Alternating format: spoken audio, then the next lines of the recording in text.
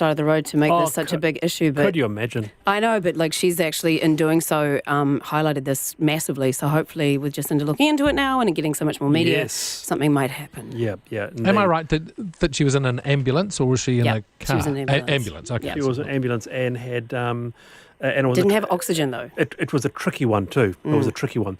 All right, so now, you remember Gillette's last ad, the one with a message on toxic masculinity. It was at the height of the #MeToo movement, and it raised the issues of bullying and harassment. It created controversy, with many men feeling offended who ended up boycotting the brand. The company now has a new advert. It shows a dad teaching his transgender son how to shave. Now, don't be scared. Don't be scared. Shaving is about being confident. Oh, you're doing fine. You are doing fine. I'm at the point in my manhood where I'm actually happy. It's not just myself transitioning, it's everybody around me transitioning.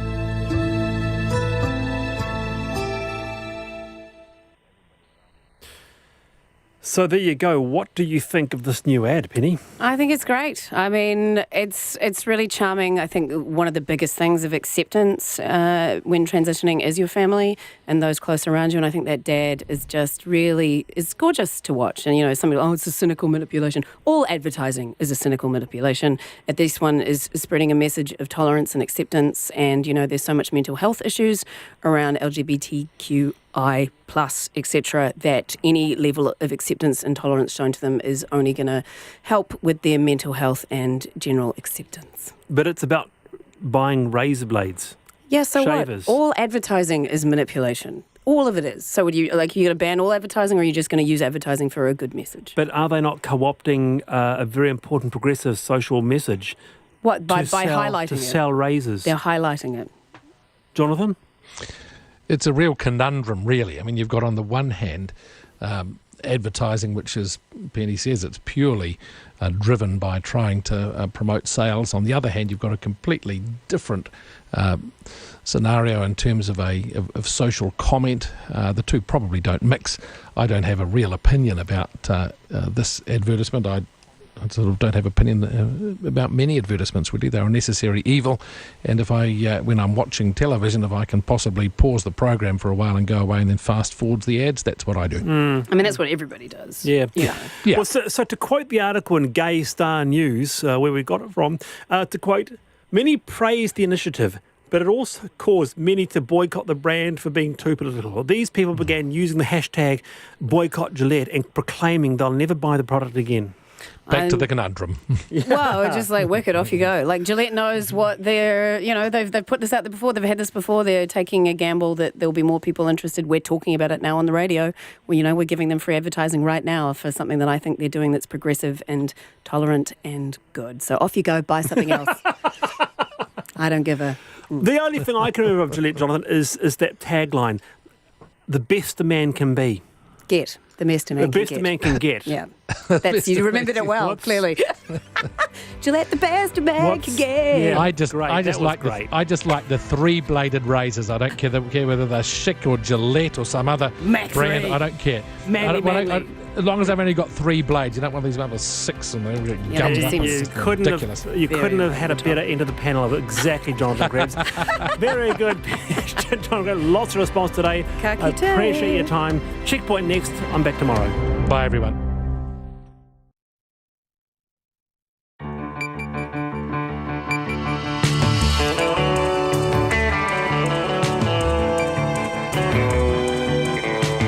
Talo falava awhi o mai o Checkpoint Mole Asolua o Loingoa o Alex Perrottet. It's Samoan Language Week. On tonight's program, budget leaks, but can we trust the figures?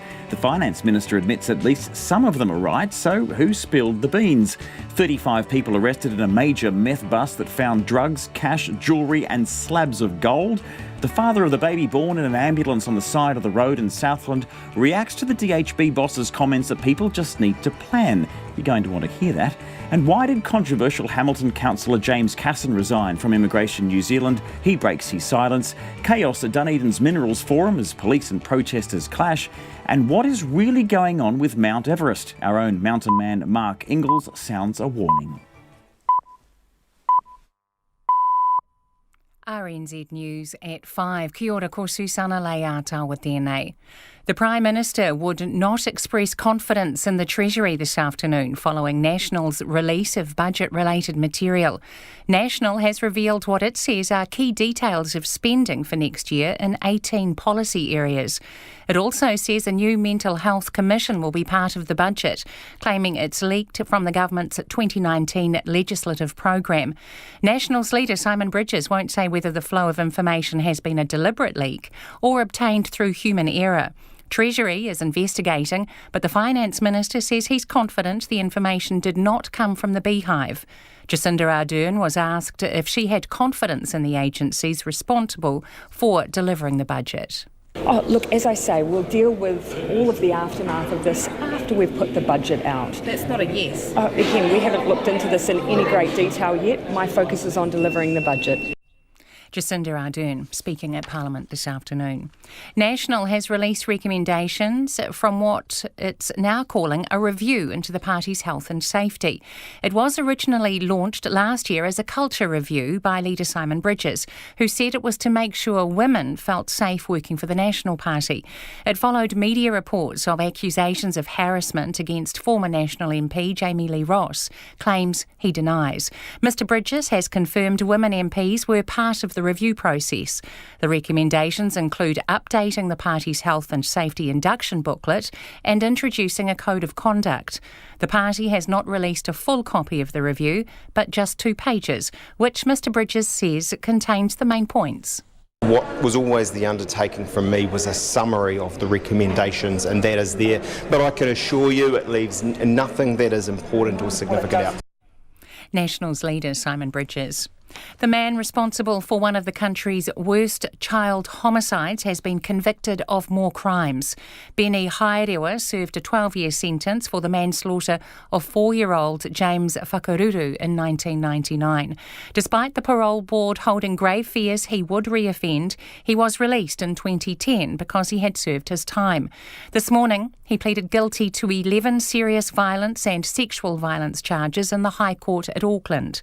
White Ribbon manager Rob McCann says it's devastating Haerewa has reoffended after release. People get out, and if we haven't changed them, they will go on to perpetrate again. So when it happens, and this is a terrible example of it, it is just a waste of all of our resources and times, and it doesn't honour James's memory, and his death should mean something. Beni Haerewa will be sentenced in October. An Auckland gang headquarters was sprayed with bullets early this morning, the latest in a spate of gun violence in the city.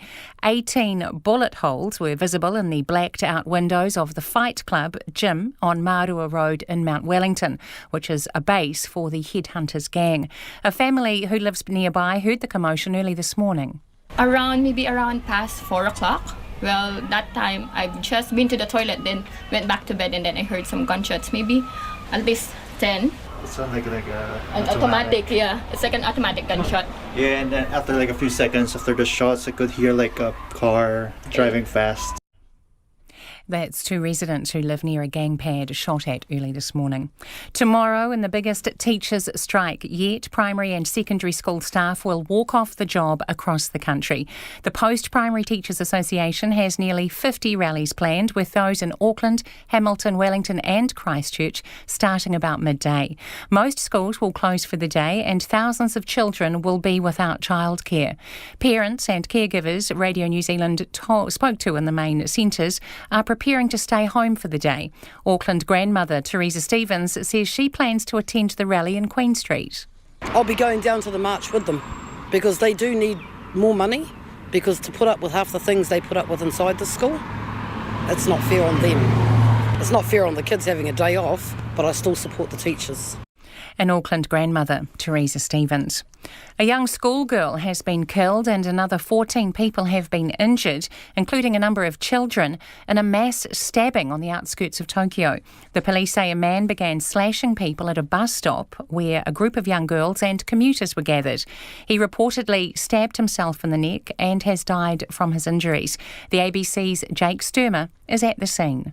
Just before 8 o'clock local time, a man in his 40s or 50s was heard yelling, "I'll kill you," and then there were screams from the many commuters and the many school children who were here waiting at the bus stop, ready to go to the Catholic girls' school that is just around the corner from here. There are 2 other people who remain in a critical condition, and there are 14 others who've been injured. They've been taken to 4 hospitals in this area, which is a largely residential area in Kawasaki City, south of Tokyo. Jake Sturmer reporting from Kawasaki City. It's 5:05. Regardless of whether they get bowler-friendly conditions or not at the World Cup, the Black Caps all-rounder James Neesham says the side needs to be a threat with the ball. New Zealand's bowlers got the ball moving in the air and off the pitch when they rolled India for 179 and cantered to a 6-wicket win in their opening warm-up match in London on Sunday.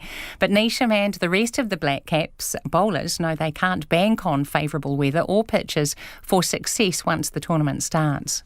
We know our abilities and conditions when we can get the ball moving around as good as anyone else in the world, and Trent, especially up top yesterday, showed why he's thought of as such a quality player around the world. So if we can get games in a few overcast conditions, then we know we'll be challenging to all batting lineups around the country, but it's about being consistent and also producing the results when the conditions aren't that favourable. The Black Caps play their second and final warm-up game against the West Indies in Bristol overnight. The New Zealand under-20 men's football coach Des Buckingham was particularly happy with his side's defence as they beat Norway 2-0 at their World Cup in Poland. The second straight win qualifies New Zealand for the round of 16 with a game to spare. Buckingham says after a rough start, his side got their game going and deserved the victory. Norway are a fantastic team. They knocked the current World Cup holders out of this competition to take their place to be here. So to play the way we did in the first game and get the result, and then to play the way we have there and get the result, 2 clean sheets, which is something we haven't done before, I don't believe. So it's hugely pleasing and we'll enjoy it. New Zealand will play Uruguay on Friday to decide who wins top of the group. That's the news. Leading interviews. And that's just simply not acceptable. In New Zealand, we do have free dental care for under 18s. Live crosses. They've got bolt cutters and are trying to cut through the chains that have been put through some of the doors at Dunedin Town Hall. And tough questions. How long's a piece of string? No, we don't know until we know. You'll find out when you find out. Find out more on Morning Report. Susie Ferguson and Corin Dan, weekdays from 6. Then on 9 to noon, Queenstown's mayor denies the district's proposed visitor levy will harm accommodation providers. And after 10, guardian of some of New Zealand's rarest plants, Ruatoria's Graham Atkins. Join me, Catherine Ryan, on 9 to noon after Morning Report on RNZ National. Now the short forecast from Met Service to midnight tomorrow for all of the North Island except Gisborne through to Wairirapa. Showers, some heavy with squally thunderstorms possible, clearing overnight or early tomorrow, then mainly fine weather. However, cloudy periods will remain south of Kapiti. Gisborne to Wairirapa, scattered rain, clearing this evening, fine weather tomorrow but a few early showers in Wairirapa. Nelson and Marlborough, rain with heavy falls, possible squally thunderstorms, becoming fine early in the morning, with scattered rain developing from tomorrow afternoon. Bulla to Fiordland, Canterbury, High Country and inland Otago. Rain, heavy and possibly thundery, easing for a time overnight and tomorrow morning. For the remainder of Canterbury and Otago and Southland, often fine weather but scattered rain this evening, and again in Canterbury and Otago tomorrow afternoon. Chatham Islands, rain developing this evening, possibly thundery overnight, showers tomorrow. RNZ National with Indira Stewart, and first up, back tomorrow morning at 5 a.m. The time now coming up to 9 minutes past 5. And you're with Checkpoint on RNZ National. I'm Alex Perrottet. National has tried to steal the government's thunder 48 hours out from the wellbeing budget speech. The opposition leaked what it said were key details of budget spending, which it claims undermines the government's wellbeing approach. The Finance Minister, Grant Robertson, says some of the details are right, but others are wrong. And Treasury is now investigating how National got hold of the documents. Here's political reporter Yvette McCullough. Today was meant to be about the Finance Minister unveiling his new look budget, hot off the printers. But the traditional photo opportunity was overshadowed by National claiming to have obtained key details of what will be inside it. I'm not going to say how this information has come to us, but I'm very confident in the information. Did you find conspiracy? Well, I think what it shows is a loose, incompetent government. National leader Simon Bridges released documents compiling appropriations for more than half of the policy areas for the next fiscal year. This included $1.3 billion for defence assets, a doubling of spending for forestry, a $47 million increase in international aid from last year, and just $744 million for DHBs. Mr Bridges says all of this spending is a big win for Winston Peters, but not for well-being. All this spin about well-being, it's nonsense. This is the price for keeping the government there, and it's Winston's price. But Finance Minister Grant Robertson is playing down the significance of National's revelations and denying that it's embarrassing for the government. No, not particularly, because this is not the real budget. The real budget is about the big priorities we've got around taking mental health seriously, reducing child poverty, working on improving the economic and social opportunities for Māori and Pacifica. That material is, that's been released here, as I say, some of it's right, some of it's wrong. Mr Robertson could give a clear example of what's wrong. The defence spending includes the purchase of Boeing P-8 Poseidon aircraft, which has already been announced. But on what was right, he wasn't so forthcoming. I'm just not going to get into that today. You'll see the full budget on Thursday. National tried to hammer home the embarrassment for the government during question time. Is she concerned that 2 days before the budget is released, I, the Leader of the Opposition, received details of next year's appropriations across 18 votes? Mr Speaker, I thank the Leader of the Opposition for reminding me he does indeed still have that role. Budget information is a closely guarded secret, and these kinds of links are extremely rare. In 1986, former Finance Minister Roger Douglas offered to resign when his office accidentally sent out budget information early. Mr Robertson has no plans to do the same. I think I owe it to New Zealanders to stay focused on the delivery of the real budget.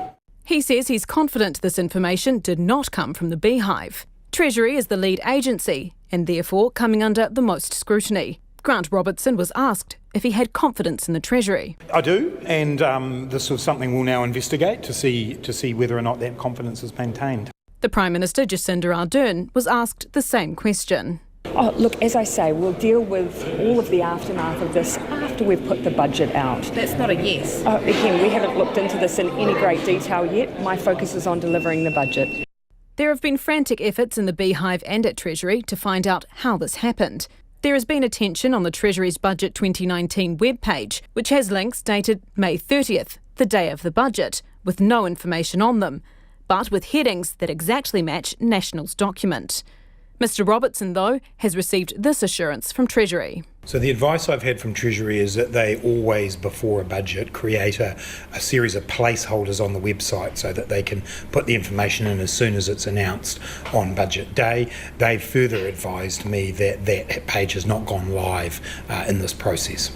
National dumped this budget material this morning and created the expected flurry of reporting, focusing on the impact on the government and who was responsible. Since then, it's slipped out more news that may not be so flattering.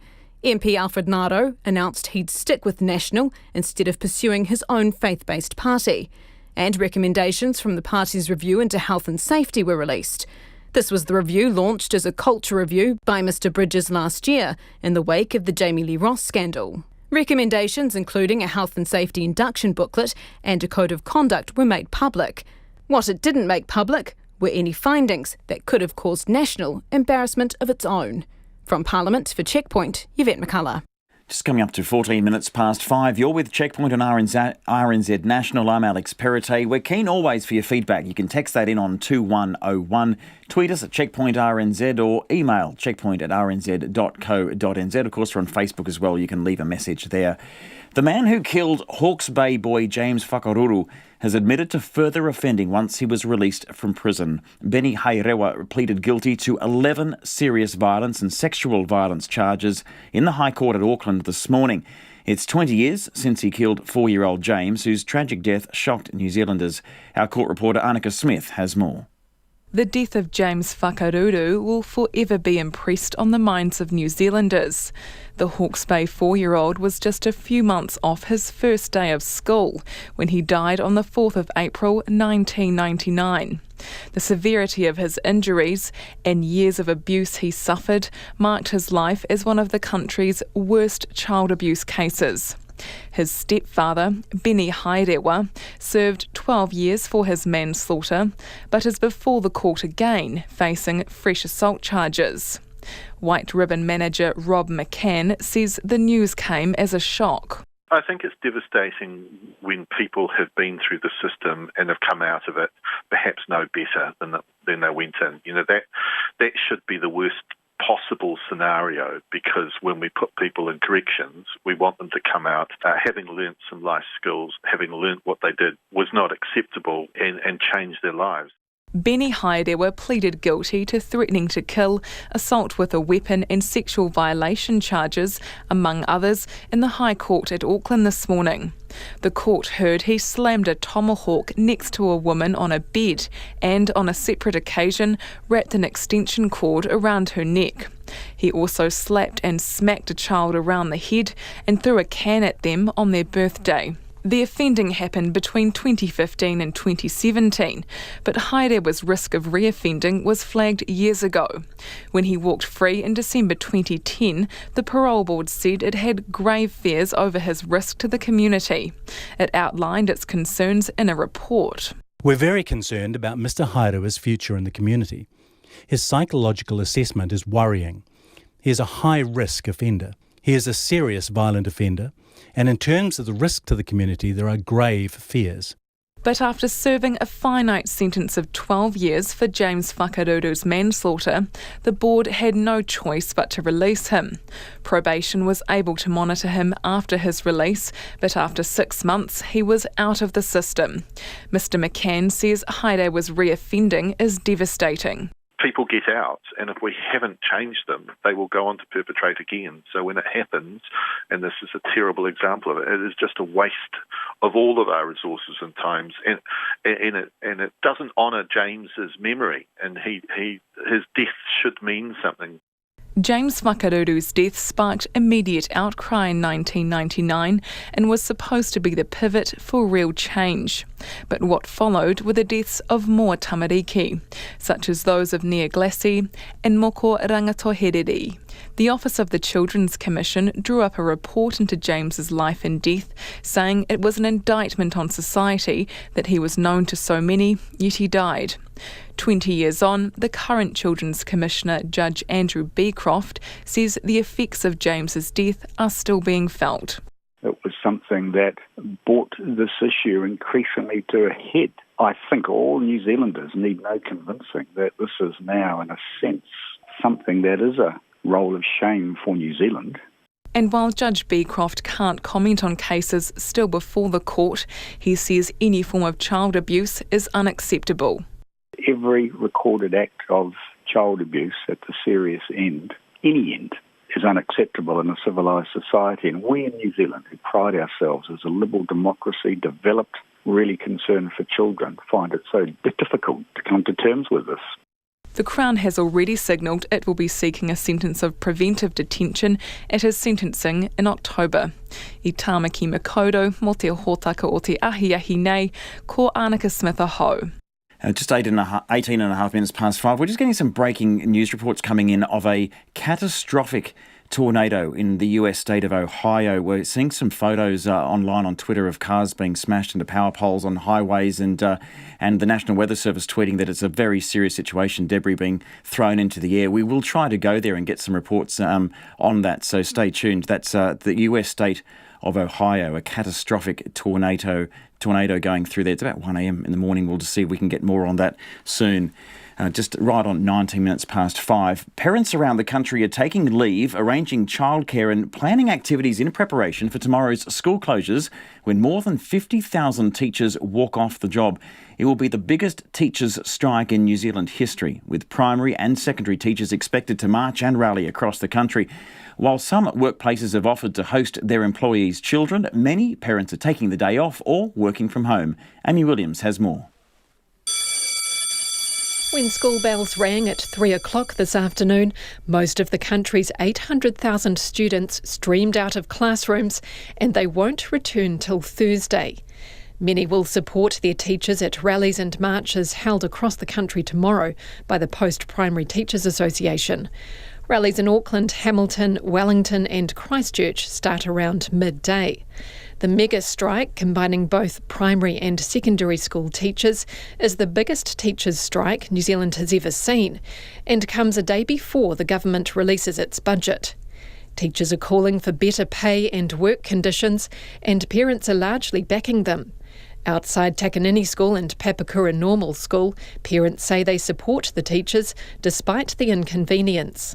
I'll be going down to the march with them because they do need more money, because to put up with half the things they put up with inside the school, it's not fair on them. It's not fair on the kids having a day off, but I still support the teachers. Well, they need more money. They're educating the kids of the future, so therefore they should be given more, There's money being spent in places the government's spending it that'd be better off spent educating people. It is an inconvenience for the parents with having to organise staying at home with the kids. But I think teachers deserve to fight for what they want. Further south in Wellington, parents at the inner city's Clifton Terrace Model School have mixed views about the impending strike. Do you really have to do it on the weekdays? Can that be done on the weekends sort of things, or in the public holiday sort of things? Having had a national government for so long, they really are hurting now and they need that support. I work from home, I run my own business, so I can be quite flexible in my time, but it'll mean that we will have both of the kids at home with me, but I think we're going to join the teachers on the strike, so that'll at least be one activity we do for the day. And in the South Island, parents at Christchurch East School are supportive of the strike action, even if it means having to make sacrifices so their kids are cared for tomorrow. We're going to have to just make cuts where we need to this week to to cover the cost of going to like a holiday program thing for the day. I support the fact that I think everyone needs to be paid what they deserve. I could never be a teacher. I think it's a good thing. The teachers actually need to be paid what they're worth because they're raising our future and no one else is doing it, so I think it's only fair that they get paid what they deserve. Been a bit stressful, but it's just one of those things that you have to do. It's for a really good cause. The school system has changed from when I attended. Teachers are expected to do many roles. Yeah, they do a lot. Parents RNZ spoke to say teachers perform an increasingly difficult and important role in society, and they need to be appropriately rewarded for that. As for employers, Auckland Business Chamber Chief Executive Michael Barnett says some have offered flexible working arrangements or to host children at their workplaces. Mr Barnett even offered his own office as a creche for colleagues' children. My office, which has got a wonderful view of the Auckland Harbour, and there's a big lolly jar and a TV, but I didn't get any takers. I'm going to be in Wellington, so it didn't worry me. While parents are planning childcare, teachers are planning action, with some having gathered for a placard painting party in Auckland over the weekend. And the signs might have to stand the test of time, given the Post-Primary Teachers Association has further industrial action scheduled for June and July. For Checkpoint, this is Amy Williams. We can go now to the United States, where the National Weather Service says a life-threatening situation is underway as tornadoes sweep across the state of Ohio. Forecasters say a large, destructive tornado has swept through the city of Dayton, causing catastrophic damage. Now, Dayton resident Tenley posted on Twitter not long ago some gripping footage of her house in ruins and her street as well. She joins us now live on the phone. Are you there, Tenley? Yes, I'm here. And how are you? We're still a little shaken, but thankfully we're okay. We're alive, thankfully. And you're with your family there at home? Yes, I'm with my mother, my stepdad, and my 2 children. Right. So what's just happened in the last hour or so? This happened a little bit longer than an hour ago. We were watching the news, and we were watching about the storm alerts. They said that there was a storm coming down our street to take cover, but no sirens went off. And I went outside on our front porch and I looked up at the sky, and before everything was silent, the trees weren't moving. And then I saw the clouds moving backwards, and the trees, the tops of the trees started moving in every direction. And I said, we need to take shelter now.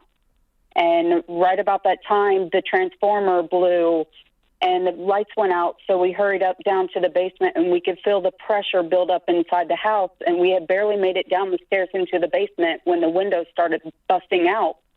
And just as soon as it started, it was over maybe 15 seconds. And we came out, and I'm sure you saw the footage on my Twitter page. Our front porch is completely destroyed. Part of the roof is laying on top of the other roof. I posted another video recently showing some of the damage, but it's hard to see at night.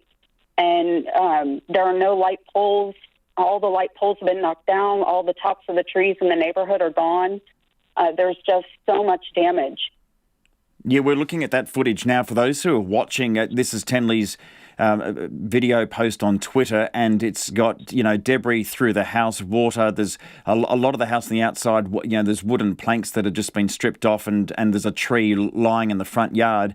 I mean, how does it feel, Tenley, to be surveying this damage? I know it's still night there, but how does it feel given what's just happened? It feels surreal is an understatement.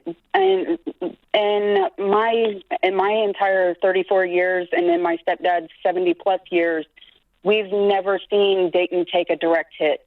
And this was an absolute direct hit. And it's just, there are no words to describe just how unreal it feels. What's the street look like? It's not just your house that's been affected. I mean, have you been down the street at all to see how we're getting reports of whole neighbourhoods being destroyed. What's yours looking like? Absolutely. It's destroyed. We went with our neighbors and checked on our other neighbors. Everybody was okay except for the neighbor next to our house. A light pole went through the front part of their house and trapped her father, and he was transported to the hospital. The firefighters came and they made sure everybody was okay, and they just recently left within the last half hour or so. Everything's in darkness. Trees are everywhere. Debris everywhere. There's car windows busted out. It looks like the apocalypse. There's no other way to put it. Thanks, Tenley. You take care, and hopefully you can get some shelter, and good on you for looking after those near you as well. That's Tenley there. She's been posting on Twitter somehow throughout the night. If you were watching, you can see the footage there, and it's not looking good for a lot of people in that town of Dayton. It's sort of in the sort of central west of the state of Ohio. A lot of the state still on a tornado alert, and it looks like not too sure where it's tracking, but we will keep on track of that and bring you the very latest. Ohio, USA, hit badly by a tornado. It's 27 and a half minutes past 5. There's warnings today that the already dangerous summit of Mount Everest is getting more and more risky after yet another death on the world's highest peak. An American man died yesterday on his way down from the summit. Bad weather and a shorter summit window than usual is being blamed for this year's fatalities, but there are also questions over whether some climbers should be on the mountain in the first place. Kiwi mountaineer Mark Ingalls became the first double amputee to reach the top of Mount Everest in 2006. He now runs charity tours to Nepal, but avoids Everest Base Camp in favour of more remote and not-so-crowded places. He told me some operators are under increasing pressure to deliver the summit experience. People have an expectation that if they think they're fit and able, then they will be able to get up there. And this is irrespective of the number of people, because what happens is that with altitude sickness, with hypoxia, with all the other things, quite often you don't understand what's happening to you, but the competent people around you can see what's happening, and you have to turn people around. I've been on the mountain when we've had to scream and yell at members of our own expedition to turn around. They survived. They hadn't have turned around. They wouldn't have, but at the time, they can't see it, and so it's terribly difficult. And then you get the situation where, on that one day, on 2 days really, the 22nd and the 23rd of May, when it had been huge winds before then, so you've got this whole group of people sort of accordioning up, just 2 or 3 days worth of summits, just waiting. Then they all try and go. and you've got people that are totally unprepared and unsupported.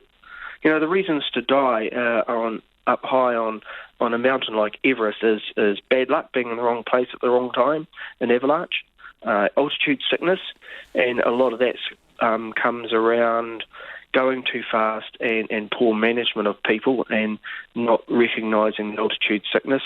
Some just really bad luck, which is quite often strokes and similar.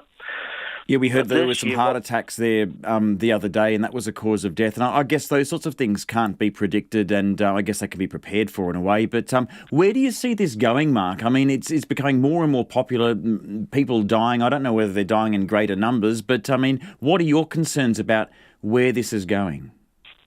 They're not dying in greater numbers, but what they're doing is the experience is just gone down the tube, really. I think this year there were 381 climbing permits issued for Everest, and so for each one of those there is a Sherpa guide mountaineer that will be with each one of those people.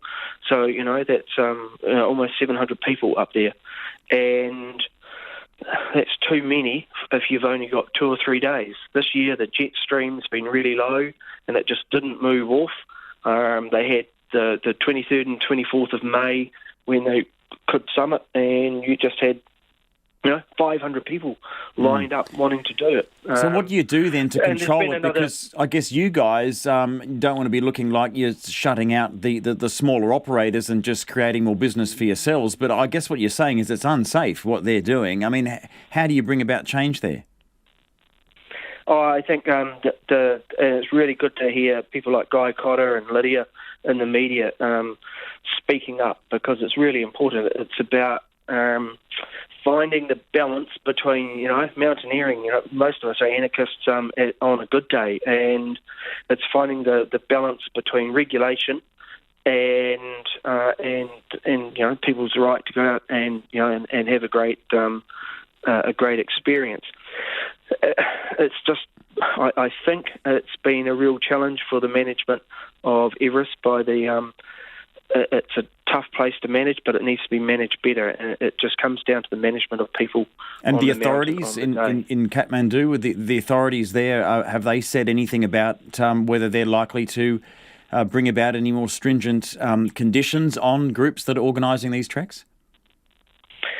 Well, there are, but it's just whether or not they're being regulated. I had meetings last year when I was in Nepal with my trekking group with the Minister of Tourism and others, because you may remember last year they decided that they'd ban double amputees and blind people from climbing Everest, when I had to suggest that it was the double amputees and the blind and the armless and a few of us others that are going up there that are far more experienced, resourced, and competent than all of the others. Some of the directions just been they're looking in the wrong direction. They need to look more in the direction of the actual expedition organisers. There are expedition organisers out there at the moment already advertising for next year and saying how fantastic they are. And some of them have lost multiple people on Everest this year. It's like, come on, guys, it's just not right. Kiwi mountaineer Mark Ingalls talking to me from Hanmer Springs.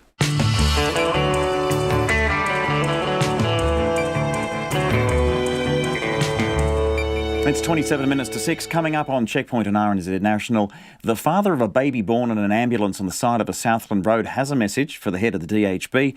A major meth bust in Wellington. And after 6, what now for controversial Hamilton councillor James Casson? We love your feedback. Get in touch on the text 2101. You can tweet us at Checkpoint RNZ. We're on Facebook as well. Or you can email us, checkpoint@rnz.co.nz. But first, Susanna Leatawa is here with the headlines. Jacinda Ardern has not expressed confidence in the Treasury after National's release of the government's budget-related material. The opposition party has revealed what it says are key details of spending for next year, including a new mental health commission. Treasury is investigating, and the Finance Minister insists the information did not come from the Beehive. National has released a 2-page report of recommendations from a review of the party's culture, which it now is calling a health and safety review. Last year, leader Simon Bridges said the review would make sure women felt safe working for the National Party. The recommendations include updating the party's health and safety induction booklet and introducing a code of conduct. Benny Haerewa, who served a 12-year sentence for the manslaughter of 4-year-old James Whakaruru in 1999, has been convicted of more crimes.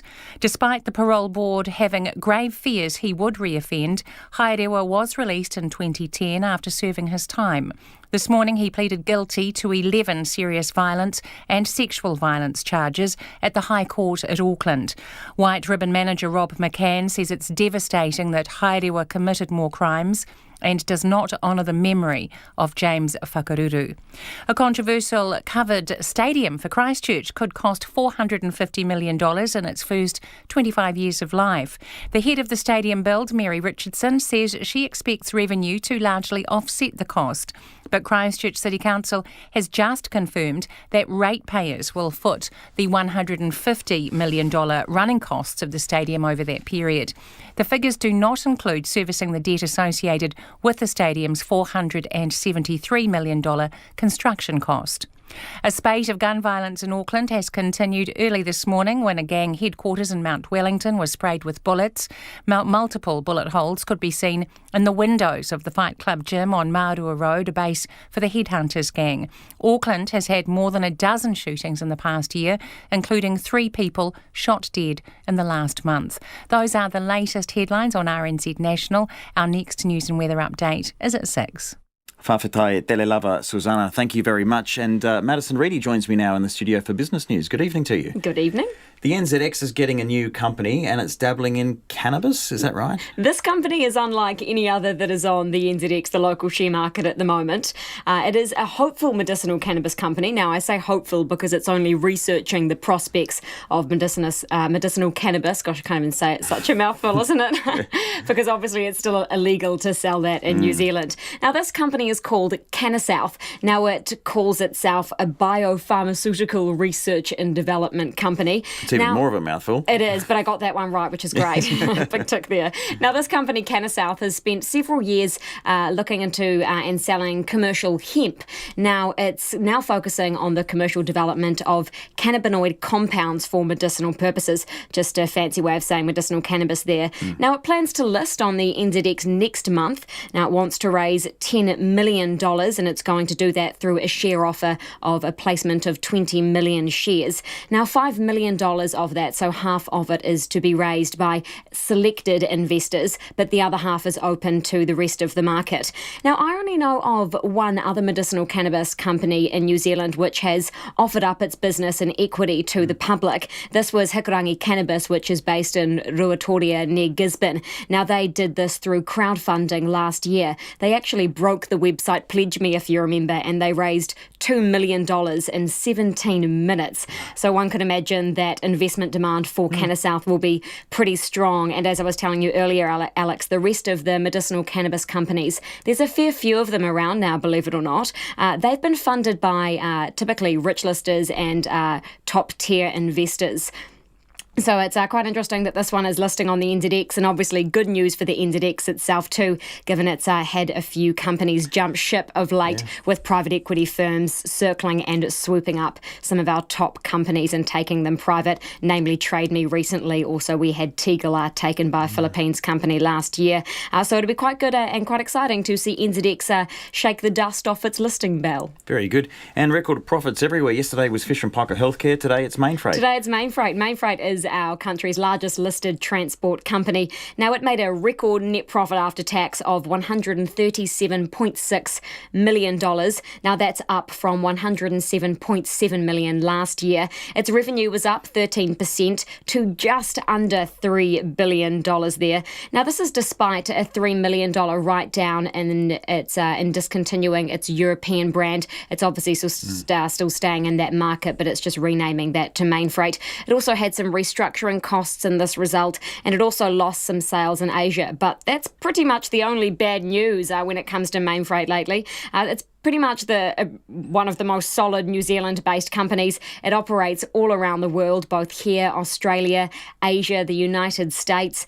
It was actually started by two Kiwi guys, and they still run the company today. Now, interesting, the managing director, Don Braid, he is one of probably the most straight-talking sailors you'll ever meet. And there was a line within the commentary of its financial result today, which I thought summed up both his personality and the personality of the company Mainfreight pretty well.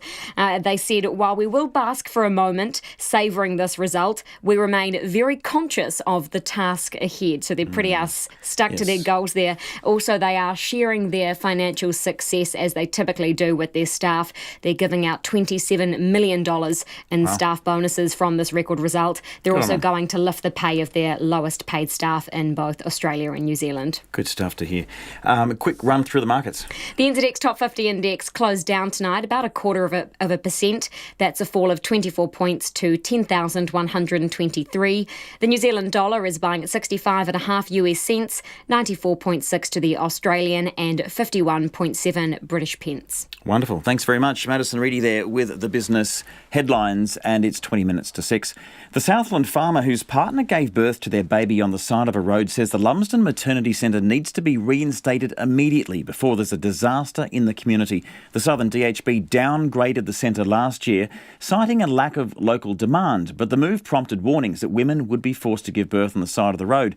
Now, Amanda McIver gave birth to Levi, a healthy 10-pound baby boy, in an ambulance somewhere between Lumsden and Invercargill early on Sunday morning. The DHB CEO, Chief Chris Fleming, has drawn criticism for his comments that the system works well and an ambulance is a safe place to have a baby and people should just plan well ahead for delivery. Amanda's partner, Gordon Cowie, says the birth was complicated and stressful and it will happen to other mothers unless maternity services in the area are improved. Earlier today, I spoke to Amanda and Gordon and asked them what happened.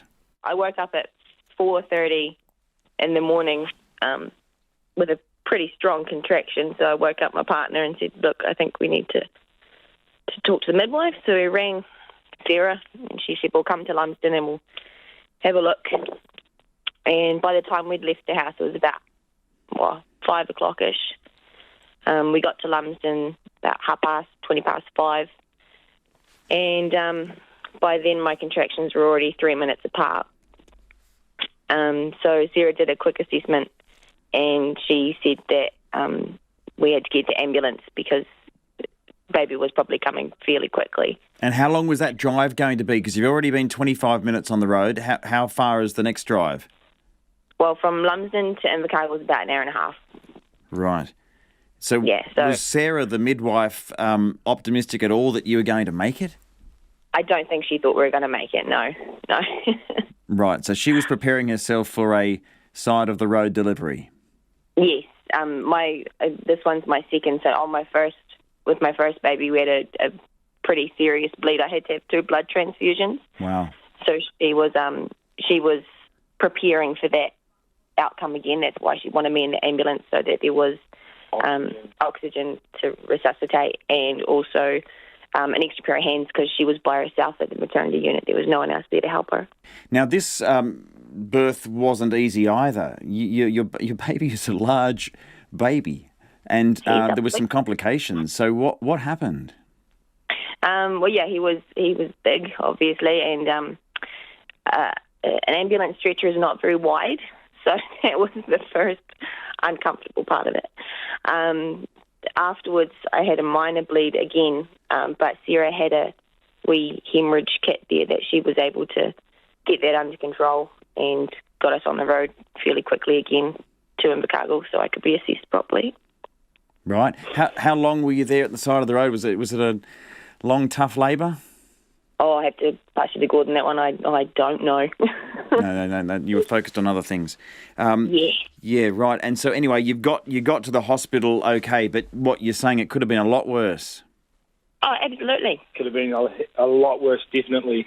Had that bleed been as bad, if not worse, than the first time round, there's a high possibility that she would not have made it. And just letting our listeners know, this is Gordon now, so you're Amanda's partner, so you were the witness to the whole thing. Maybe you can tell us, how long was the stopover?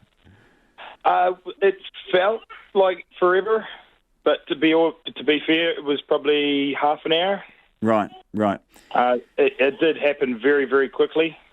I was following behind, and we just basically made it out of the town boundary, and ambulance pulled over, and ambulance driver jumps out, flags me in, and just lets me know that it was all happening full on and fast. Right. As I get in, I pass some gloves, and that's about the extent that I can really remember myself. It just happened so quickly. And you were the second set of hands? Not as such. I was just sort of there. I cut the cord, so just making sure no bacteria, obviously, but I was definitely there for a second or third set of hands if needed. Good on you, Dad. And how's Bub? Bub doing okay? Yeah, he's doing great. As Mandy said earlier, we've finally got a fairly settled night, so we're both feeling a lot better.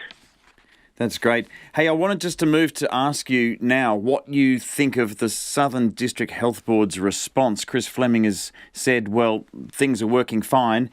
He says that the move to the hub is part of enhancing the health services across the district, and that was reviewed independently, and it was also reviewed by the Ministry of Health before they went ahead. So he seems to think everything's hunky-dory. What's your view? Well, my view is what I sort of thought about last night was, how about we get him, we shove something up his nether region, throw him in the back of an ambulance and drive to Invercargill and see how uncomfortable it is. Yes, Gordon, I think there's a lot of listeners, when we featured this story yesterday, there were a lot of listeners getting in touch with a similar sentiment. Yes, I think that's generally the response there. What I don't know, what will you challenge him, apart from those challenges, what are you challenging them to do in terms of reacting to this? In case there's other, it just sounds like with such a long distance between the maternity hub and the hospital, this could happen time and again. And it's going to. There's no doubt about it. Like, it's only been 3 weeks and this is the first case already. Yeah, like I say, until something actually disastrously happens, I don't feel as though he's really going to change his tune. But, yeah, it's definitely not something I would like another family to have to go through. It's not nice. And then after all said and done, poor fathers, we have to drive behind the ambulance. It's a very long way when you're sitting in there quite worried as to what's actually happening. The midwife's flat out and she hasn't got time to text you or anything like that. And you're just left wondering the whole trip all the way back to Invercargill. So what are you calling on the DHB to do? I mean, reinstate the full maternity service there at the hub? Yes. Yeah, definitely. Now, the thing is, if there's none of these other services available between Queenstown and Invercargill, Invercargill's going to get overrun, and there's not going to be the beds in Invercargill anyway. Amazing. And so what are you going to do next time? There is no next time. There's no next time. No. That's it. That's it, yep. £10 was enough, I think.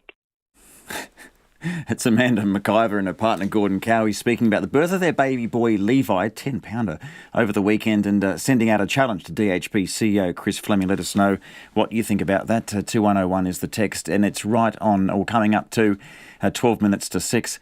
Police in Wellington have arrested 35 people and seized more than $1 million in assets as part of a major meth bust in the region. 2 criminal drug syndicates were targeted in the investigation, which took 10 months and involved over 100 officers. Drugs, cash, firearms and luxury items, including slabs of gold, were seized. Visual journalist Anna Tovey and reporter Charlotte Cook have the story. The result of a drug bust laid out to sea. Ziploc bags full of methamphetamine and cannabis, along with stacks of cash, firearms and slabs of gold and jewellery on a table at Wellington Police Station. Detective Inspector Darren Thompson says they've been running an investigation since August last year and have conducted over 40 search warrants in the past 4 weeks. We've targeted 2 syndicates during that time, and as I said, 35 arrests have been made. This has included one of the gangs locally based here at Pororua, which is the King Cobras, which up a number of patched members have been arrested and will be facing serious drug dealing and other charges. Detective Inspector Thompson says up to 10 patched members of the King Cobra gang were part of the 35 arrests. They've all appeared in the court. He describes the second syndicate involved in the bust as an organised crime group, but not a gang. He says the police are still looking for more people in connection with the seizures and are looking into the origin of the drugs. This is a serious and significant operation throughout the Wellington district. Its tentacles have got up towards Taupo. 35 arrests sort of indicates the sphere of offending that's been going on. The majority of that offending has been serious drug dealing, money laundering, and as you can see, significant firearms were taken off the streets, including some MSAs. Detective Senior Sergeant Tim Leach says firearms, including 2 banned military-style semi-automatic weapons, were taken during the raids. He says the people they were taken off didn't have gun licences. So we've got a couple of AR-15s, back left there an Uzi pistol, a couple of cut-down 22 rifles, and the 2, the revolver and the semi-automatic pistol. Some of these weapons were loaded when they were recovered. Of course, that's a big concern for us. 6 children were located at the addresses searched in the operation, and they've been referred to Oranga Tamariki. Police say the social cost of the drugs seized equates to more than $4.3 million. For Checkpoint, Charlotte Cook. It's 10 minutes to 6. More than 100 protesters clashed with police outside the Minerals Forum in Dunedin today, blocking dozens of delegates from entering the building. The human blockade stranded many outside for hours, although organisers insist it's had little impact on the forum, which welcomes 300 delegates over 3 days. Our reporter Tess Brunton was at the protest. It was still dark this morning when protesters began chanting outside the Dunedin Town Hall. Clutching musical instruments and waving placards, they blocked the entrances to the Minerals Forum as police and security staff stood close by. Abby Spilg-Harris from Stop the Minerals Forum Coalition says the protest is about making a stand for future generations. I'm sure a lot of these people who are in here would have loved to have praised the kids who were out for the climate strike, and yet we've got a lot of those kids here today with us again saying please don't, but they don't want to actually hear that coal's a dying industry and that we're in a climate crisis. So that's not what they're here to discuss today. They're here to discuss more exploitation of the land, more mining, business as usual. Some delegates arrived at 6 a.m. to avoid the protesters, while others tried to barge their way through the human barricade and metal barriers, but many waited for police escorts. One protester superglued their hands to an entrance door to protest the forum. I saw that they had the bolt cutters here and I knew that they were going to cut the bolts, and I thought if I'm superglued, surely they won't open the doors. If they do, then they will rip my hands off. A group of firefighters and police pushed through the crowd, trying to cut chains on the door with bolt cutters and remove the protesters' hands. But they stopped when they realised what had been done. Police pushed towards a different door with delegates following closely behind, forming a crush with some protesters falling to the ground and one woman needing medical treatment. 3 protesters were pushed in by the surging crowd. The police confirmed they were arrested for disturbing the peace.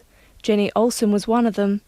Ms Olsen wants to kick coal to the curb. We would like to see coal phased out altogether.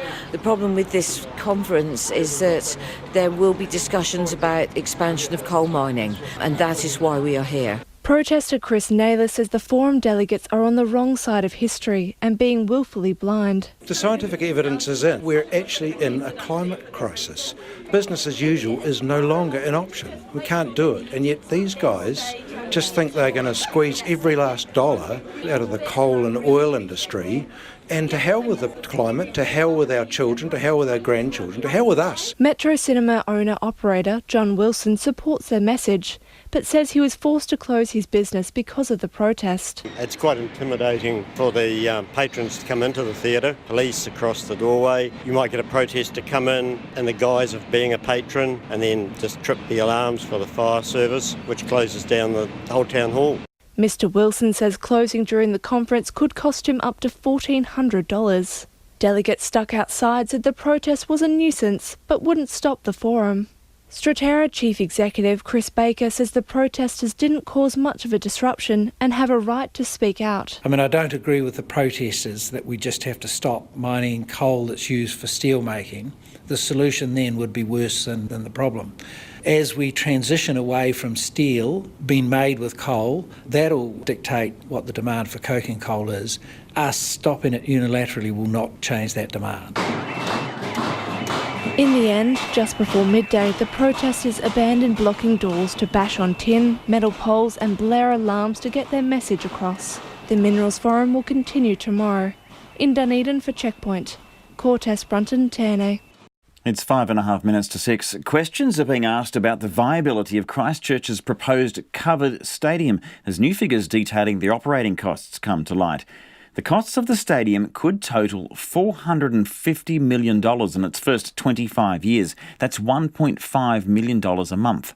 And as our reporter Timothy Brown found out, economists say it just doesn't add up.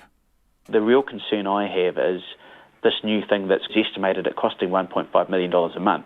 Is that actually going to bring in $1.5 million worth of benefit to Christchurch? We don't know. That's Dr. Sam Richardson, a senior lecturer in economics at Massey University. He says serious questions need to be asked by Christchurch's ratepayers before ground is broken on the proposed new stadium. No design has been finalised, but a 25,000-seat plastic-roofed multi-use arena is on the table. It could cost anywhere from $460 to $520 million to build and will cost almost that again to run for the first 25 years. The press reported the figures this morning, and while project boss Mary Richardson wasn't available to be interviewed today, in a statement she said revenue would largely offset the costs of running the stadium. By how much? She wouldn't say. Dr. Richardson says that should be a cause for concern for ratepayers. In order for us to make any kind of educated guess on whether the thing actually makes sense or not, the very least we should have is an estimate of what expected revenues are going to be and therefore whether the facility is financially viable. Dr. Richardson argues the South Island is not big enough to support two expensive covered stadiums. And with Dunedin's Forsyth Barr Stadium just down the road, it may be a race to the bottom. What you see in North America, what you see elsewhere around the world when these sort of projects come in, is that they tend to be high priced, they're very high profile, and the costs tend to be understated, your benefits tend to be overstated, and at the end of it, you're often left with, well, okay, we've got a new facility, and so, like it or leave it, we've got to make it work. That's the situation Dunedin's ratepayers have found themselves in. Forsyth Barr Stadium's operating costs are about $8 million a year, less than half of what Christchurch's proposed stadium could cost ratepayers. And as a recently published study by Otago University Associate Professor Mike Sam shows, Forsyth Barr Stadium should act as a cautionary tale for any city thinking of embarking on a similar path. You have to go in with eyes wide open that this is not going to change your economy, it's not going to make money, it's going to be a loss-making venture, but that if it provides the amenity that taxpayers want, then by all means, it's an investment that has to be made. But we can't fool ourselves any longer in thinking that these things are better than they are. The research by Mr. Sam, who is the co-director of the NZ Centre for Sport Policy and Politics, found a lack of financial clarity around Forsyth Barr Stadium and potentially dangerous downstream consequences as a result of significant debt. One high-profile consequence was the decaying of the electrical network run by city-owned Aurora Energy, as it used $30 million to prop up the stadium. He says the stadium, while now well-run and better performing, is still subsidised by ratepayers, and that situation could worsen. Christchurch does end up with a new stadium, we can expect probably more subsidies because there'll be competition now, and an entertainer can play one city off another to get the lowest rental rate for their show. In her statement, Mary Richardson says the Christchurch City Council is working through its investment case. She says the work will give a more robust understanding of the project and its costs. No decisions have been made on the arena's development yet. Construction is expected to begin late next year, though the stadium is years away from opening. In Christchurch, for Checkpoint, Timothy Brown. And the Christchurch City Council confirmed late this afternoon that it expects ratepayers will foot the bill for about $150 million of the operating costs of the stadium in its first 25 years. That will not include servicing the debt associated with the build, as options for the stadium's ownership aren't yet finalised. It's just coming up to 6 o'clock. A little bit of feedback. We have got feedback on the parents of the baby born in the ambulance on the side of the road in Southland. As you can imagine, people's reacting to Gordon Cowie's suggestion that the DHBC Chris Fleming would have something shoved up his nether region and put in an ambulance or a vehicle and driven for 1.5 hours to Invercargill. One texter has said, I agree with the father of little Levi, born in an ambulance. If men gave birth, this wouldn't be an option. The father put it beautifully. Someone else says that dad from Lumsden and mum, of course, is a legend. Just say it how it is. Not everyone's brimming with sympathy on this matter, though. So we've got someone saying, why didn't the couple from Lumsden plan better and be staying in Invercargill before the birth, especially as the baby was so big? That's from Joss. Without putting words in the couple's mouth, I suppose that it's pretty hard to plan for some of these things. I've never delivered a baby myself. I know a friend who was born in the back of a police car, but that was because his father was a cop. But yeah, it's a bit hard to plan for that. And another one has got in touch. Sounds like one of Monty Python's Yorkshiremen. Our forefathers on the land would have thought they'd landed in heaven if an ambulance picked up their pregnant partner to have a baby. Absolute luxury, he says. When I was a lad, we didn't even have a sealed road, let alone an ambulance. Keep the texts and feedback coming in. More on those budget leaks after 6 o'clock. RNZ News at 6. Ngā mihi nui ko Susana Leia tawa tēnei. The Prime Minister would not express confidence in the Treasury this afternoon following National's release of budget-related material. National has revealed what it says are key details of spending for next year in 18 policy areas. Here's our political editor, Jane Patterson. National also says a new mental health commission will be part of the budget, claiming it was leaked the government's 2019 legislative program.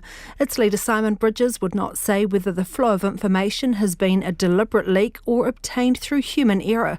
The Finance Minister Grant Robertson says some parts of National's documents are accurate, but some are not, and they don't include any of the big new budget initiatives. When asked if she had confidence in the agency responsible for delivering the budget, Jacinda Ardern said they'd deal with the aftermath after Thursday's budget. From Parliament, Jane Patterson. An Auckland gang headquarters was sprayed with bullets early this morning, the latest in a spate of gun violence in the city. 18 bullet holes were visible in the blacked-out windows of the Fight Club gym on Marua Road in Mount Wellington, which is a base for the Headhunters gang. A family who lives nearby says they heard a volley of gunfire shortly after 4 this morning and then a car driving fast. There have been more than a dozen shootings in the past year and 3 people have been shot dead in the last month, the latest being a 21-year-old man in Otahuhu on Saturday. The lack of mass shootings in Australia after its laws were tightened following the Port Arthur massacre has been referenced by a new gun control lobby group here. Gun Control NZ, which launched today in Wellington, wants a mandatory gun register, along with a ban on all semi-automatic weapons and a shortened 3-year registration period for gun owners. One of its co-founders, Philippa Yazbek, says while gangs here have indicated they will not give up their guns, it is important to remember that all the guns now held illegally in New Zealand were once legal. They all get bought by licensed firearm owners and then they either get stolen from them or they get sold unscrupulously. A lot go into the grey market, people sell them on Trade Me, the sales aren't recorded, you don't really know who's bought it, and they just slowly filter their way to the gangs. Philippa Yazbek. Anyone with an interest in firearms control can pay $10 to join Gun Control NZ. A controversial covered stadium for Christchurch could cost up to $450 million in its first 25 years of life. But the head of the stadium build, Mary Richardson, says that she expects revenue to largely offset that. The Christchurch City Council has confirmed late this afternoon that ratepayers will foot the $150 million bill for running the roofed stadium during the period. None of that includes servicing of the debt associated with the $473 million build. The council says debt servicing arrangements won't be made until ownership of the stadium is finalised.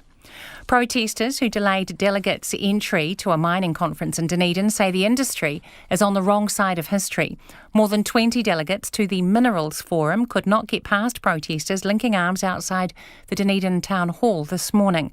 The demonstrators chanted, played instruments and sang as they prevented people from going into the forum. Jeanette Fitzsimmons from the Coal Action Network Aotearoa says the non-violent protest attracted a lot of support. We're hoping to send a really strong message to the minerals industry that they are not welcome in Aotearoa anywhere to dig coal and other fossil fuels out of the ground, because we are in a climate emergency and we have to take action now. Jeanette Fitzsimmons says the causes of climate change need to be addressed before it's too late. The 7-year-long legal battle between blogger Cameron Slater and businessman Matt Blomfield is the subject of a just-released book. Author Margie Thompson is launching the book titled Whale Oil tonight in Auckland. Earlier this year, the Human Rights Review Tribunal ordered Mr Slater to pay Mr Blomfield $70,000 for causing severe humiliation, loss of dignity and injury to feelings stemming from blog posts in 2012. The ruling says Mr Slater relentlessly disclosed Mr Blomfield's personal information over 6 months, and the posts were a calculated attack and character assassination. The book's foreword is written by Nikki Hager, who says it's a story of right and wrong and a sobering story of how few protections there are against online attacks. Scientists have found what they believe is a uniquely human paradox, which leads some men to destroy their own fertility as they try to make themselves more manly and attractive. The discovery has been named the Mosman Pacey paradox after the 2 British researchers who identified it. The BBC's James Gallagher has the details. Scientists James Mosman and Alan Pacey say some men are becoming evolutionary duds by swapping their fertility for better looks. Their ideas were shaped by seeing incredibly muscular men ending up in fertility clinics. Taking anabolic steroids can help shape a buff physique, but also changes hormones in the body to shut down sperm production. They also say some anti-baldness medications can lead to erectile dysfunction and lower fertility. The researchers say being aware of the Mosman-Pacey paradox could save some couples a lot of heartache. James Gallagher reporting. It's 6 minutes past 6. New Zealand tennis player Michael Venus is relishing the chance to return centre court at Roland Garros tonight, where he's enjoying the greatest success of his career. 2017 French Open doubles champion Venus and his South African partner Raven Klaasen play their first-round match at the French Open tonight against India's Rohan Bopanna and Romania's Marius Copil. We just got to keep chipping away at the things we've been doing. Doubles, it comes down to just a few points here or there. So as long as we're working together and towards the same goals and ideas, that hopefully we keep doing well. Michael Venus, fellow New Zealanders Artem Sitek and Marcus Daniel are also in first-round doubles action tonight. The Black Caps play their second and final World Cup warm-up match against the West Indies in Bristol tonight. They won their opening warm-up game against one of the tournament's favourites, India, on Sunday in London. And a second straight win would be a great confidence booster going into their opening match of the tournament against Sri Lanka in Cardiff on Saturday. The Wallabies flanker David Pocock has played his last Super Rugby match for ACT Brumbies, saying his focus is now on getting fit for the Rugby World Cup. The 31-year-old forward is struggling with a long-term calf injury and has played only 3 matches for the Brumbies this season. He says he won't be seeking another Rugby Australia contract in 2020. Instead, he'll be heading to Japan to play there next year. That's the news. Tonight on Nights, a window on the world of driverless cars. Kirsten Johnstone has a song crush on Tyler the Creator, among others. And this week's after-dinner speaker, the economist Brian Easton, looks forward to the budget and its proclaimed focus on well-being. You'll also have some thoughts on the government's plans to allow itself to take on more debt. Does that make sense? Listen in on Nights with me, Brian Crump, from After the News at 7 on RNZ National. Now the short forecast from Met Service to midnight tomorrow for all of the North Island except Gisborne through to Wairarapa. Showers, some heavy, squally thunderstorms are possible, clearing overnight or early tomorrow, then mainly fine weather. However, cloudy periods will remain south of Kapiti. For Gisborne to Wairarapa, scattered rain, clearing this evening, fine weather tomorrow, but a few early showers. around Wairarapa. Nelson and Marlborough, rain with heavy falls, possible squally thunderstorms, becoming fine early tomorrow morning with scattered rain developing from tomorrow afternoon. Bulla to Fiordland, Canterbury High Country and inland Otago, rain, heavy, possibly thundery, easing for a time overnight and tomorrow morning. For the remainder of Canterbury and Otago and Southland, often fine but scattered rain this evening and again in Canterbury and Otago tomorrow afternoon. Chatham Islands, rain developing this evening, possibly thundery overnight, showers tomorrow. RNZ National with Indira Stewart and First Up back tomorrow morning at 5 a.m. The time now, 9 minutes past 6. And you're with Checkpoint on RNZ National. I'm Alex Perrottet. Treasury is investigating National's purported leak of part of the government's first wellbeing budget. The opposition's revealed what it says are key details of spending for the next year in 18 policy areas. It also says a new mental health commission will be part of the budget, claiming it's leaked from the government's 2019 legislative program. The Finance Minister, Grant Robertson, says some of the details are right, but others are wrong. And I asked our political editor, Jane Patterson, if she's ever seen any leak like this in her time in Parliament. No, not in my time, Alex, I haven't. And the government came out very quickly and said some of it's right, some of it's wrong. So we're not actually going to know how much of the detail released by National is actually accurate, but still a big embarrassment for the government, 48 hours from the budget and ranging across 14 portfolios. Not the big juicy ones, though, we're told by the government, so the mental health announcements and that sort of thing, but still some significant portfolios: defence, police, corrections, foreign affairs. But also the other thing about it is that it was only for the next funding year, the next financial year, whereas of course the budget on Thursday will lay out funding over 4 years. Right, and of course, Grant Robertson, as you said, has been forced to admit that at least some of it is right. That's telling because at least some of the information's come from a reliable source. Simon Bridges, of course, calling it the Winston budget rather than the wellbeing budget. We're seeing, if the information is true, gains for the portfolios represented by the New Zealand First big hitters. So we've got Winston Peters' foreign aid, and we've got Shane Jones in forestry pretty well represented. I guess foreign aid was expected. We've been given the indication because of the Pacific reset, and of course because of foreign aid trending down, he wants to trend it up. So that's not such a big new reveal, but it does show that that New Zealand First, if it's true, certainly wielding some power there. Look, I think that's the qualifier for all of this. We just don't know which of those portfolios the figures are accurate for. Now, Grant Robertson said for the defence spend, it was for the P8 Orions, and that had already been confirmed and announced sometime previously. So National were using that defence spend as a big win for New Zealand First. But I do think we have to take those political attack lines with a grain of salt. I think the real question today is, where did it come from? Now, was this a deliberate leak from the government or was it human error? Now, the language being used today, even by National, was that it was it's from a loose and incompetent government. Simon Bridges wouldn't claim it as a leak, and there would be great political capital in that for him if there was a disgruntled member or someone from the ministry or from the government itself that was leaking to National. I'm sure that they would be wanting to make more of it. He wouldn't go that far. He said, in fact, that the information had been collated and represented by National so that it would disguise where it came from. It really is too early to make any judgments, but my feeling is that it was more a mistake and human error at this point, mainly based on those initial comments from National.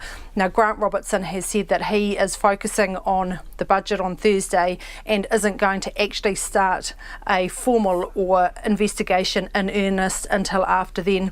However, the Treasury has put out a statement. It is starting to investigate. It's starting to look at it as of this morning. Yeah, either way, it was leaked. It's pretty embarrassing for Grant Robertson, his second budget. It's not the only news around today, though. We've got a lot from National. Can you just briefly go through, obviously, Alfred Naro, he won't be leaving the party anymore after sort of surveying his options there about a faith-based party. And also we've got this kind of quasi-release from National of their internal culture review. That's right. It's been a day of politics, Alex, I can assure you, and we've seen some pretty deft politics at play, including by National releasing that budget blow to the government this morning. But then in the hours after, as you can imagine, journalists in a clamour, a lot of coverage about the budget story, they start to slip out this other news that might not be so flattering. Now, the first one is Alfred Ngaro, after being given space by the leader Simon Bridges to consider potentially leaving National for the next election to set up his own faith-based party, announced nope, he's thought about it and he'll be staying put. Now that does raise questions about why the leader gave him the time and actually the ability to even stay in the party while openly considering it, and also I suppose what led to Alfred Ngaro making that decision that it wouldn't be a success and it wouldn't be politically advantageous to him. Now, the second one was the internal review of National's, quote, health and safety policies. Now, you remember this was launched last year by Simon Bridges as part of the fallout of the Jamie Lee Ross controversy. Now, 4 women from National went to a media outlet and basically alleged harassment from Mr. Ross. Now, he denied those allegations, but that prompted a bit of soul searching within National about whether it was a safe party for women to work in, and it was called a culture review, very clearly by Simon Bridges at the time. And the language has morphed over the last few months into a health and safety review. Now, what we got today was a summary of recommendations, including things like a health and safety induction booklet, introducing a code of conduct, all relatively benign recommendations. And that was it. We didn't actually get the substantive review or any of the findings harking back to that very damaging time for National. All of that came out today. And as I said, what's been a very, very busy day at Parliament. Our political editor Jane Patterson there at 6:15. An Auckland gang headquarters was sprayed with bullets early this morning, the latest in a spate of gun violence in the city. Residents near the Fight Club gym on Marua Road in Mount Wellington say they heard a car screeching off shortly after a rally of gunfire. The building is used as a base for the Headhunters gang. Matthew Tunison went along to the Fight Club this afternoon. 18 bullet holes were visible in the blacked-out windows of the boxing gym and gang hangout. Carloads of patched headhunters came and went, refusing to speak with RNZ and requesting no photographs be taken. A family who lives nearby heard the commotion early this morning. Around past 4 o'clock. Well, that time I've just been to the toilet, then went back to bed, and then I heard some gunshots. Maybe, I can't remember how many rounds of gunshots, at least 10. It sounded like an automatic, yeah. It's like an automatic gunshot. Yeah, and then after like a few seconds after the shots, I could hear like a car. Yeah, driving fast. Yeah, so I was thinking like, yeah. They've never had any issues with the headhunters before, who they say keep to themselves. And after like 15 minutes, 20 minutes, you could hear the helicopter hovering by and just try to get back to sleep, but it's hard. Scary? Yeah. Yeah, a little bit scary because we really don't know what's happening outside, if there's like somebody still with a gun outside or what, but yeah, a bit scary because it never happened on this neighborhood before. There have been more than a dozen shootings in Auckland in the last year, and 3 people have been shot dead over the last month, the latest being a 21-year-old man in Otahuhu on Saturday. On the other side of Mount Wellington, the head of the Killer Bees gang, Josh Masters, was also shot outside a motorcycle shop in April. Manukau Ward Councillor Alf Filipaina was shocked and saddened to hear of even more gun violence. I mean, I don't know what the gangs are thinking, whether it's with Turnal or whether it's with other gangs. So, yeah, geez, it's shocking, eh? Mr. Filipaina says he's never known Auckland's gang tensions to run as high as they are at the moment. The gang tensions have always been there, and you know, I mean, they have. But in regards to the shootings and the homicides, I remember when I was in the police, there was 2003, there were quite a few, I think 8, 9. They were unrelated and not gang-related as such. But no, I don't think it has around the prevalence of gangs being involved. No, so there must be something underlying. There really must be. Police are yet to make any arrests in connection with the latest shooting. Mō te hōtaka o te ahiahi nei, ko Matthew Tunis and tēnei. And staying with gangs, Hawke's Bay mayors and the head of the regional council want gang patches banned, saying their communities are fed up with the proliferation of gang membership and violence over the past year, fuelled by methamphetamine. They're calling for an urgent meeting with the police minister to address the issue, but Stuart Nash says banning patches isn't the answer. Anusha Bradley is in Hawke's Bay. The Mayor of Wairoa says the mongrel mob Barbarians gang is taking advantage of a policing shortage in his town, and now P and gang violence are everywhere. That's pretty well what everyone is talking about, is that if they're not dealing P, I suppose the question is we have to ask is who is. So this gang's come up very quickly through the ranks. They're a smart-looking gang, and they seem to be very cashed up, flash cars, motorbikes. Craig Little says more police are urgently needed, but extending a patch ban to include all public places would also help. I've told the gang leader and leaders I don't want to see patches down our main street. It's not a good look. They're intimidating, despite whether they look flash or not. People don't like it. A controversial mongrel mob patching ceremony on Te Mata Peak and a man being thrown through a Hastings library window are all gang-related incidents that have added fuel to fire in recent weeks. Hastings Mayor Sandra Hazelhurst says the public are fed up and feel unsafe, but local leaders can't deal with the issue alone. This issue is bigger than local government. We have a legislation in place from the 2013 which bans gang insignia, but it only goes so far to include government buildings, and so not public places. So we're pretty powerless, really, to be able to manage this and ourselves, and we're seeking some support from the Minister of Police, Minister Nash, and government, and to help us. Central Hawke's Bay Mayor Alex Walker says the region's leaders have requested an urgent meeting with the Police Minister Stuart Nash. We need the police to step up alongside us, and the numbers of police and the activity of police is obviously part of that, but we need to talk to the Minister about what we can do. Stuart Nash, who is also the MP for Napier, says the government is taking the issue seriously, but banning gang patches in public isn't the answer. So saying, we're going to ban gang patches is a slightly simplistic response. And I know in the past when this has been suggested at other times, people do talk about human rights challenges around this. But what I would say is that we do need to do more to get on top of the gang problem. And that is why out of the 1,800 officers that the Coalition Government promised, 700 officers have been earmarked into fighting organised crime. Mr Nash says a new police unit working out of Hastings has just been set up to focus on gangs in the Hawke's Bay and Gisborne regions. A lifetime member of Black Power and community advocate Dennis O'Reilly says the rise in gang violence in Hawke's Bay is the worst he's seen since the 1980s and is very concerning. But he agrees a patch ban won't stop the violence. The sort of force majeure, as it were, is methamphetamine.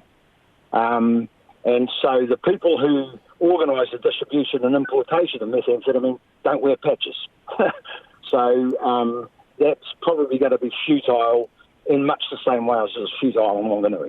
Dennis O'Reilly says the only solution is reducing demand for methamphetamine and providing meaningful jobs for young people so they don't want or have to join a gang. In Napier for Checkpoint, Anusha Bradley. Just coming up to 22 minutes past 6, a new group lobbying for tighter gun laws wants a mandatory firearms register, a ban on all semi-automatic weapons, and gun licences that have to be renewed every 3 years instead of 10. The founders of Gun Control NZ say it's a response to what they describe as the modest law changes in the wake of the Christchurch terror attacks. Anne-Marie May has more. One of the group's founders, Nick Green, also launched a petition to Parliament seeking a semi-automatic ban and tighter controls on advertising. The petition attracted 70,000 signatures in a week. Mr Green is clear about what he's trying to achieve. As a parent, I don't want children and teachers to view shooter lockdown drills as an everyday part of schooling life. I don't want our already stretched hospitals to be overwhelmed with gun violence. I don't want our police, firefighters, ambulance staff to fear that they will face loaded firearms when they respond to emergencies. And I don't want people of faith to be afraid because of concerns about heavily armed bigots. Another co-founder, Philippa Yazbek, says while gangs have indicated they will not give up their weapons, it is important to remember that all illegally owned guns were once legal. They all get bought by licensed firearm owners, and then they either get stolen from them or they get sold unscrupulously. A lot go into the grey market. People sell them on Trade Me. The sales aren't recorded. You don't really know who's bought it, and they just slowly filter their way to the gangs. But David Tipple, who owns the Gun City stores, says it's a shame that well-meaning people are focusing on a non-problem like firearms when so many other things are ignored. He says the Aramoana shooter David Gray did not meet the criteria to be a gun owner, but a system fault meant he was able to buy them anyway. When the system is followed, New Zealand is safe, but we're not safe if we're an infant being brought up in New Zealand. We're not safe if we're a teenager and exposed to drugs or exposed to the idea that suicide is good. Gun Control NZ's third co-founder is Hera Cook, a public health lecturer at Otago University who has researched firearm use here. She's worried about children using guns, although she admits few are injured. The problem is that we're getting pressure for more people to use guns with their children. I went past Gun City and there was a huge billboard showing a father with probably a 7-year-old and an 8-year-old, a son and a daughter, using guns. We think this is the kind of problem that is coming out of our emerging new gun culture. However, David Tipple says anyone meeting the family on the billboard would only admire them. You will see in that family children who will not be physically abused, who will not be suicidal in their teen years, because their dad has got them out of the house doing fun activities. It costs $10 to join the new gun control lobby group. For Checkpoint, Anne-Marie May.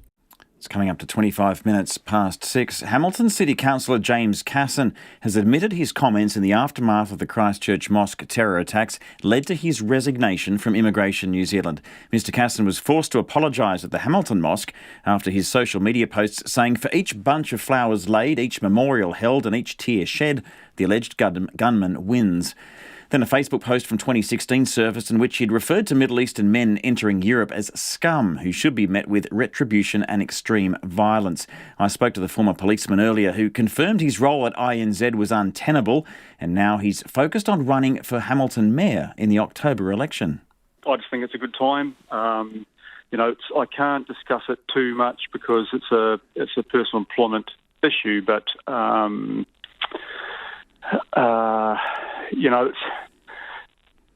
it's a personal employment issue. But if immigration itself, our integrity of the immigration system is important to me. So if it by me resigning gives people confidence in our immigration policies, then that's what I'm prepared to do. So sure.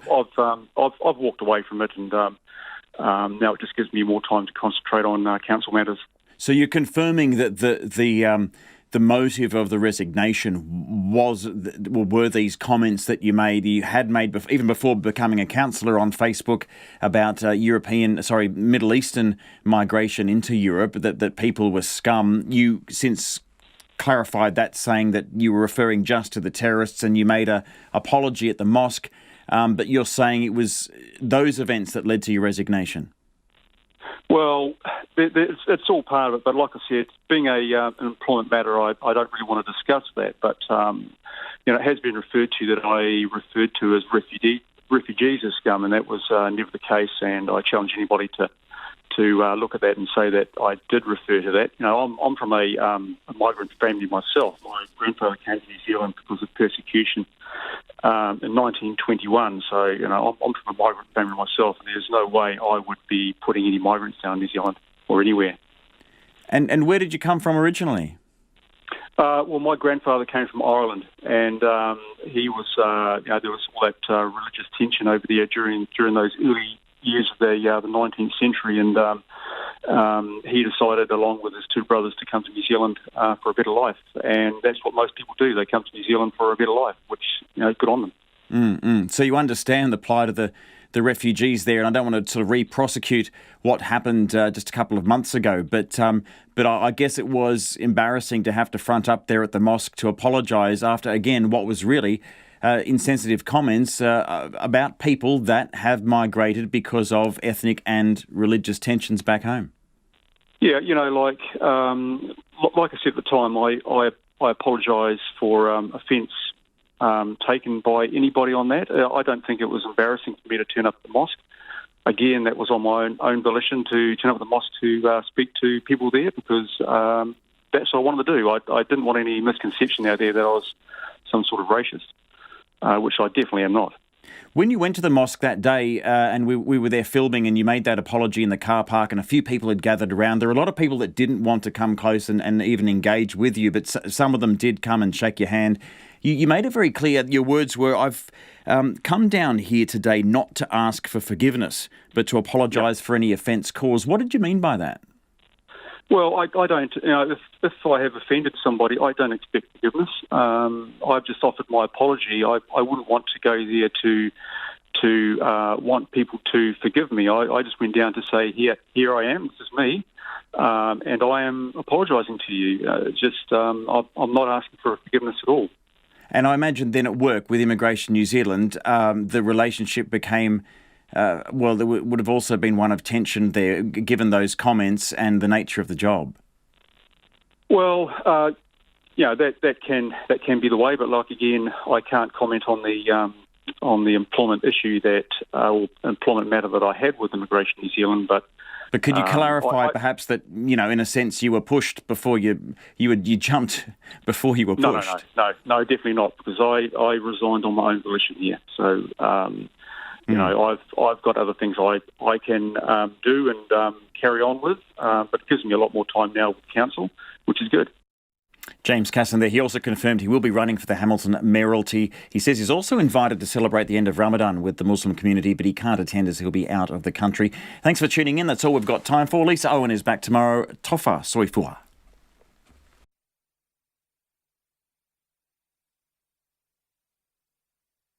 RNZ News headlines at 6:30. The Finance Minister is downplaying National's release of budget figures, saying he wants to focus on the real thing on Thursday. A new gun control lobby group wants a mandatory gun register, a ban on all semi-automatic weapons and a shortened 3-year registration. Questions are being raised about the viability of a proposed new covered stadium for Christchurch. And Margie Thompson's book about the legal battle between blogger Cameron Slater and businessman Matt Blomfield is being released in Auckland tonight. Those are the headlines. Our next news is at 7. Take the pulse of the day's news every weeknight at 10. What happened on Sunday morning is not unsurprising, and it won't be the last time. Lately is your late night eye on the latest headlines and the people who are making them. I would definitely play more games in the afternoon. That's the first thing I would do. Live with local, national and international stories as they happen. We're talking 30